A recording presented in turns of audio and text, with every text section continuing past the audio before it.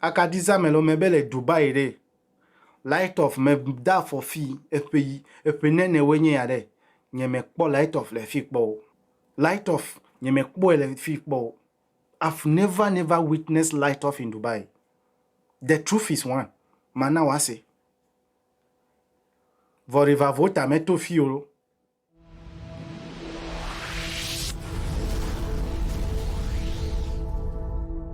Yo, novel on la me dog bena mesia me vag ben kepe apalaji. Nko nyenye dem, ne nyame ye ne va mo chicha pa na subscribe or like man my video plan me no. Ele vevere. Nu me di ma gro egbe e ya yen be mapun vide cho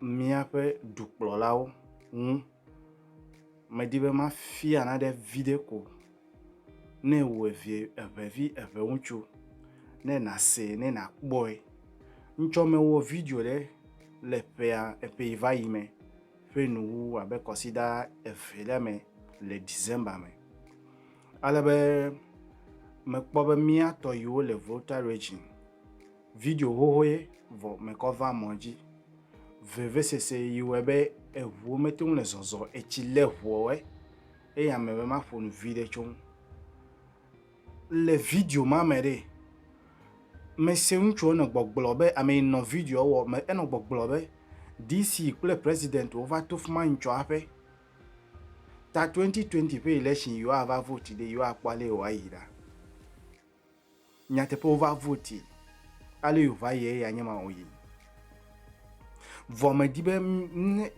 miana manya mi ngolo le committee ete no ka tututu no mia me ibo wo yiwebe amade adole school me gbobe dole legon e dole gimpa ya over now dope the over now position there abe political analyst there abe youth employment any position kaka ne vazu dokplo la no ka no gbegbele le mi ame ibo yiwebe ne mi nya dodo fede kola mi ngo a VVCC yo mi dole mebe e ya nyendeka mele nu ya blok ple susube mako fia onade yi nyati nyebe dukplo la yo le mi aside o fe susu gale wo na o abe onye colonial masters we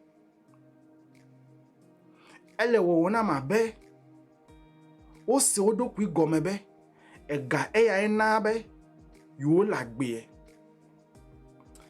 ta yo jebe wa po eduon meji abale Paul Kagame letowo abale Magufuli letowo abale Gaddafi wo etore Ghana re nusi anu le miasi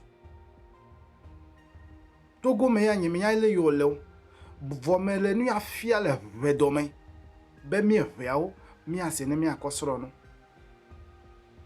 iya dema ele zieje akpleto duzie menye nu vie vomenye enu ko mi akono glo mebe mi ava wodeka gble asi totro le okay ne mi abo duklo la ojedore oduo ya mavu yede yovode vai yodo dokwiwe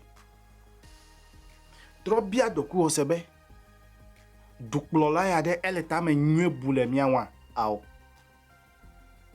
e ya nyanya ti gbanto mi afa colonial masters were no po dolele de le Africa de oduo ya mavu yede o de vai yodo dokwiwe mi afa governor yo pete no mi aside agbema ya ono ema no vilo non le abenke pe ya valaji mebe investment yo le wowode o mele wole Ghana yata edo mele Ghana mele chichina obe amedo ko pe ga cover flat wo le Dubai gbo me be yo le investment wo vo chocolate gbagbalo mete wo le manufacture le Ghana trobia doku so be dukplo la ya ode olomia ba mega ngobolo o fe viome le duo me plimi o Nous va douer vacation. Nous va douer de vacation. Et à me dire ma fille ou la benke fait avalaji. Et où vine le chichik bode me bede. Ne mi metasi agbema ode. Et il est jojo le Nigeria nous souhaite because CSF Common Sense Family, Free Mind Family, a free fact ble towere. All the do me view fiabe they need to love money. They need to use logic to survive because jatare efeya ko lela bene ya no agbe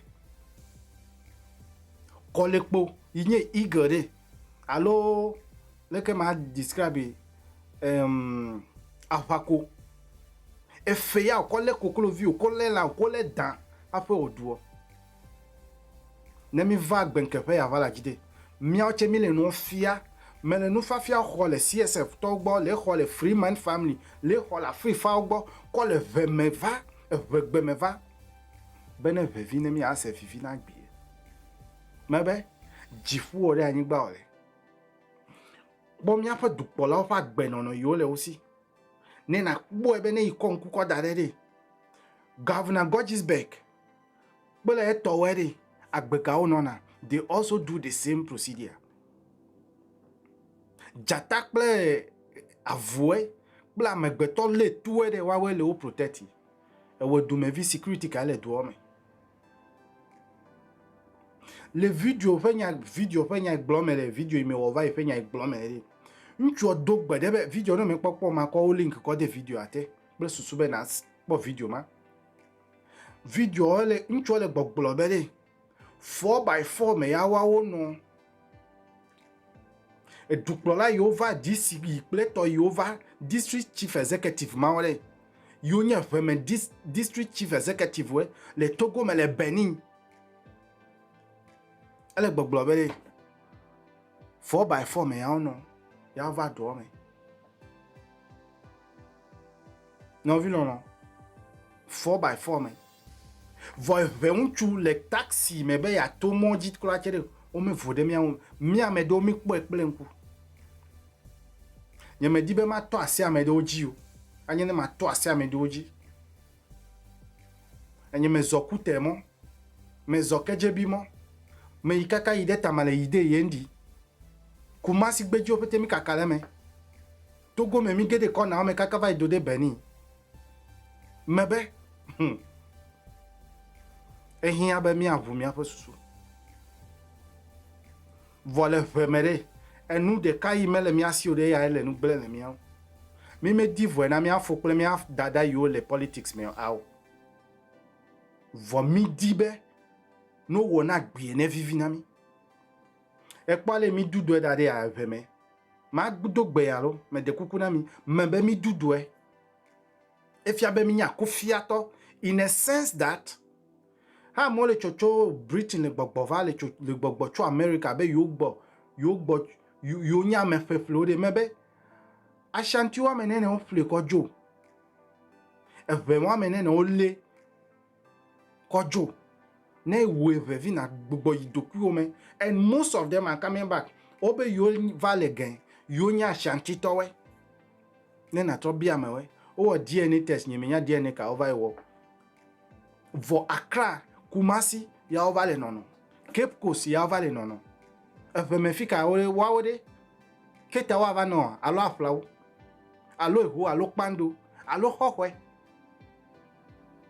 ne mi ana mundodo mi hia be mi an wodeka ne mi akpo agbe efe tutudo mi hia be nade ne mi wo nade ne etuo me ne vivi nye me va emojibe mana osusu me na vu ple susube na no agbe vivi la yin gba yaji akadiza melo mebele Dubai re light of me da for fi epe nene wenye yare nye me kpo light of le fi kpo light of nye me kpo le fi kpo I've never witnessed light off in Dubai. The truth is one. Mana wase. Voriva vota meto fiolo. Nyemenya dam kazan lolo. This is what I'm talking about development. Et nous décalés aussi. Subo décalé aussi. On me va non seulement comme non pas de quoi voir. Yesu Christo o me oyo ala va o me yo ala be ale mi o mi dudu edade le ala yo be no va hona mi ao. Ne mi tro ide mi ade kono mere wona membe. E ya bon anango gbede de mi. Anango gbede de mi. Mi me subo na mi abu boko no we o. Consider 24/7. First Sunday play to ma de mi me vode un. Agbenke fe avala ji me bia dagbe na me sia me. Enya sui me be manna na nya cho. Me awe duklo la unde. E ya mamle chichina we. When you begin to see them, ne lo po la pema togbin no kore. Ne nyem tu doji de. You are o dometore kan na bia se be fonye. Unto wo gaeba. Vo wanye duklo la. Ava no treatment hole yo vo de me de kuku akpere mi anwa. Mi ma jira mi ape koji odo you ate wan maintain mi ape health wa. So that at least within health sector mi ate wan no equal la. Ne wo obe protocol. Protocol. Gbegbe oku ko de adaka me de 6 feet ya na no me. Me de kuku mi atoje ijo Rollins fine ole. E wo protocol vai de. E ya me di be na se. Mi na mi se veve de me ahiaton, mi se veve kpede hiaton. Na gbe ne vivi na mi. Me bia dagbe na we no vi lolo. Me ga ngobo no va mo jija agba. Ne na subscribe, like man na ma video kla me no vi we. E ke man no vi no we. Mi no kam.